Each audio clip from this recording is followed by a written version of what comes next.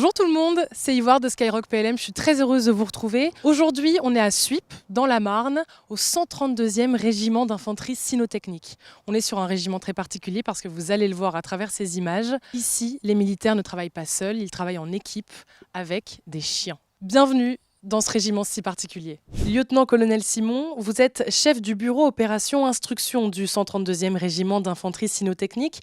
Est-ce que vous pouvez présenter ce régiment ? Donc ce régiment est basé à Suippes, dans la Marne, et a une particularité, c'est qu'il est un régiment d'infanterie cynotechnique, donc il a des chiens. Alors c'est un régiment qui est unique en France, mais aussi en Europe, vu qu'on est le seul régiment de ce type-là et de cette taille-là. Alors le régiment a plusieurs missions. Il y en a une qui est d'acheter des chiens, effectivement, pour l'ensemble des armées, et un petit peu pour des sociétés de sécurité civile, mais principalement l'armée. Une deuxième mission du régiment, c'est d'assurer la protection de sites à haute sensibilité, donc on a des gens qui sont déployés en permanence là-bas. Et la troisième mission, qui est la plus visible, c'est d'appuyer, ce qu'on appelle l'appui au combat débarqué, c'est d'être avec l'infanterie, avec le génie, donc avec ceux qui vont combattre, parce qu'on est aussi des combattants, et donc de se déployer tant sur le territoire national, ou en opération extérieure, et on est aujourd'hui sur tous les théâtres où l'armée de terre est déployée. Un chien en opération et une équipe cynotechnique apporte une vraie plus-value dans une opération, notamment sur le territoire national. Ça permet parfois d'engager la conversation, parce qu'un chien permet un contact facile. Ça permet aussi d'avoir une gradation dans la réponse. Le soldat utilise ses armes, mais nous on a le chien qui peut ne serait-ce que montrer les crocs déjà. Et je peux vous assurer que quand vous avez un chien avec vous en opération, ça facilite beaucoup de choses. Ici on a 150 hectares et on a une zone variée avec, vous voyez, du bâtiment, des terrains ouverts, un peu de bricolage, un peu de tout pour que le chien ne soit jamais perdu. Et donc ici, on a un ensemble de petits bâtiments qui permettent de travailler et au chien de rentrer, d'inspecter, de rendre compte après à son maître. Donc c'est vraiment un travail d'équipe. Nous, ce qui est intrinsèque au régiment, c'est de toujours pouvoir répondre aux défis. Donc de toujours pouvoir avoir nos chiens qui soient prêts à répondre aux difficultés et à la complexité. Voilà. Et donc on doit intervenir dans des tunnels, donc il y a des tunnels. On doit intervenir dans des maisons, donc il y a des maisons, dans des escaliers, et ainsi de suite. La logique, c'est pouvoir répondre à tout. Et on va s'entraîner dans les gares notamment pour pouvoir connaître le train. On a des bus ici pour avoir l'habitude de travailler dans des véhicules. Je ne vais pas dire qu'on a tout, mais on a quasiment toute la palette de ce qu'il faut pour que le chien puisse connaître. Et, voilà. Et le chien a une capacité d'adaptation, mais en tout cas on se prémunit contre un éventuel blocage à un moment. Mais le chien s'adapte très bien et il nous surprend souvent.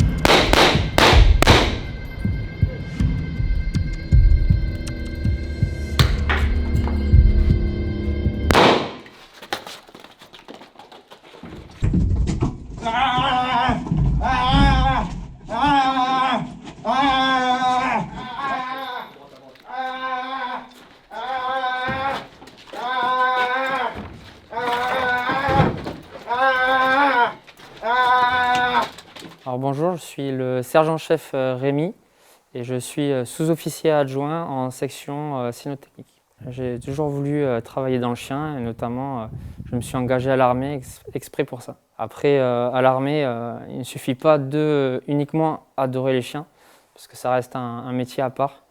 Il faut être passionné mais il faut être aussi très rigoureux. Alors nous avons des chiens ADNH, aide à la détection neutralisation humaine. Les chiens ARDE, aide de recherche détection d'explosifs et d'armement. Et les chiens ARDS, aide à la recherche et de détection de stupéfiants. Alors c'est un exercice qui consiste à accoutumer le chien au tir, de milieu ouvert à milieu clos et à de diverses intensifications de feu et de grenades, ce qu'on peut retrouver en opération extérieure. Donc ça nécessite justement une certaine rigueur lorsqu'on apporte ce type d'accoutumance, car tout ce qui est détonation n'est pas inné et le chien est très sensible du coup aux sensibilités auditives.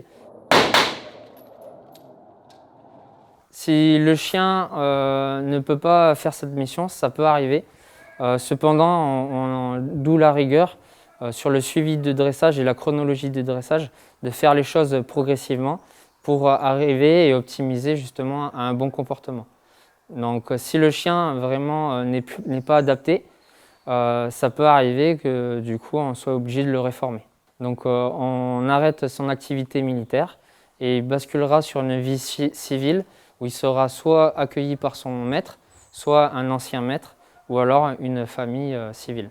Alors le lien le plus important, c'est la confiance, parce que chez nous, on parle d'équipe cynotechnique. Donc l'équipe est indissociable, qui oblige entre le maître et le chien de créer un lien qui est indescriptible pour créer une vraie symbiose entre les deux. On est à présent avec le capitaine Jean-François, bonjour. Bonjour. Officier cynotechnique du 132e RIC. Voilà, régiment d'infanterie cynotechnique. Exactement. Alors on est où là un peu ? Alors déjà, on est basé à Suippes, dans la Marne, Oui.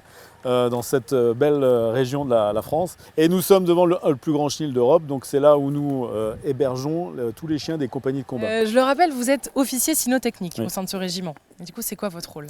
Alors mon rôle, c'est d'essayer de conseiller au mieux le chef de corps, donc le grand patron du régiment, Ouais. et tous les commandants de compagnie et tous les cadres pour essayer de les conseiller sur la technique, sur la doctrine, surtout l'utilité. Je suis aussi responsable de l'achat des chiens pour les 3 armées, les forces spéciales.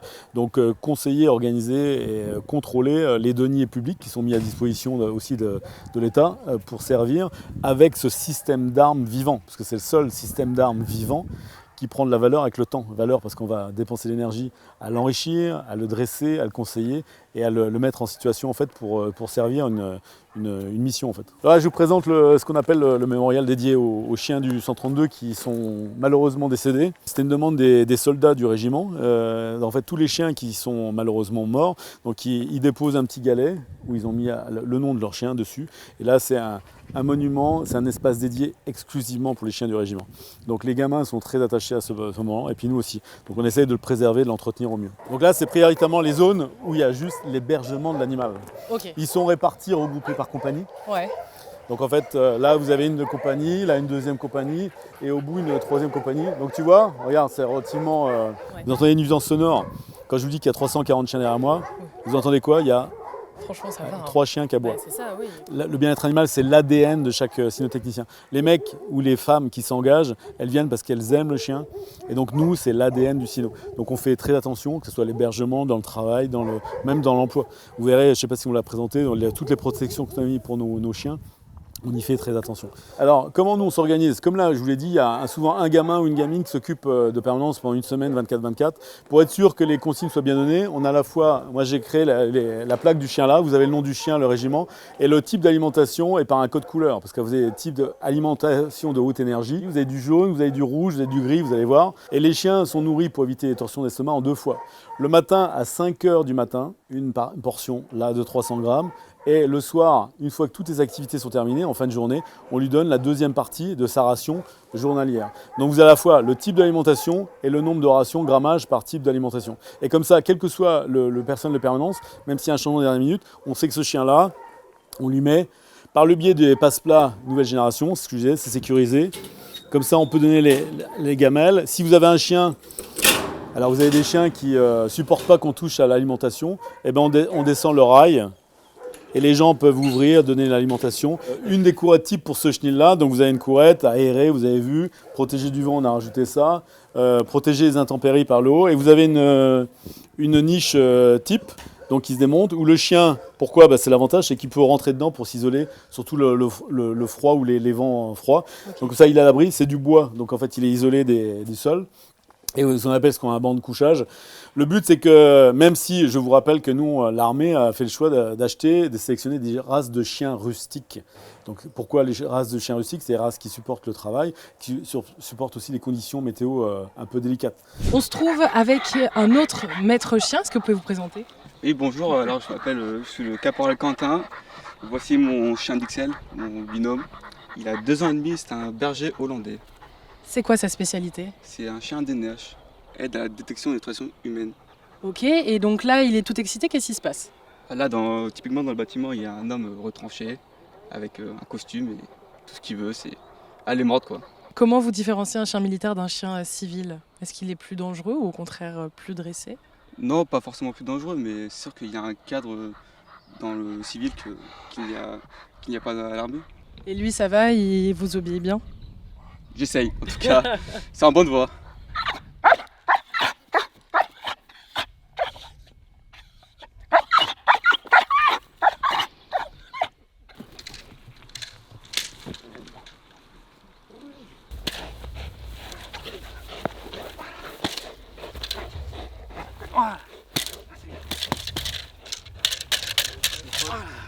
Donc ça s'appelle comment? Une manchette d'écho, de déconditionnement. Et le chien, en fait, il va venir directement sur moi pour m'en dissuader. Le but, c'est que le chien, il mord vraiment au milieu du coude.